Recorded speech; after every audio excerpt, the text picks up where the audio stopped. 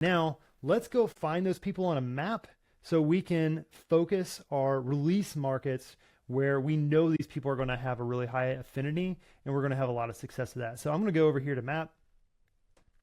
We'll make myself a little bit smaller here, and we're going to zoom out to the nation. And we want to just look at markets that have this specific city chic. And the way that we're going to do that is we're going to look at the DMA level. Okay.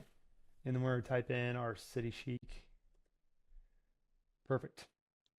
So at this DMA level, we can see, boom, here are the DMAs. So we got Washington DMA. They have about 127,000 total households that meet our segment. Baltimore, 52,000. Atlanta down here, pretty high, 133,000. So we've got our release markets probably over here, Memphis, maybe Chicago, Washington, New York, New Orleans, Miami.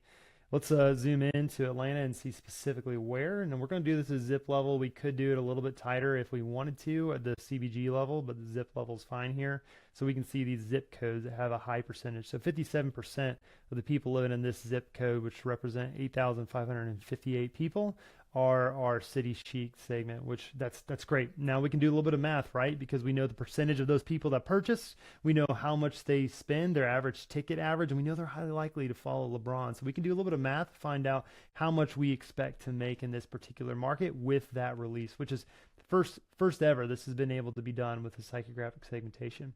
I can even drop a little pin down there and I can say, you know, let's say in a 5-mile radius, how many of these households are available. So in that 5-mile radius, we have 20,000 actually households, 865, because we got a couple other segments around here. We're going over a few zip codes, and those people represent 45% of the market. So now we got our launch market. We were ready to launch this. If we want to actually activate media against those segments, we can go to new audience, hit Meta, for example, or you might want to do TikTok or etc.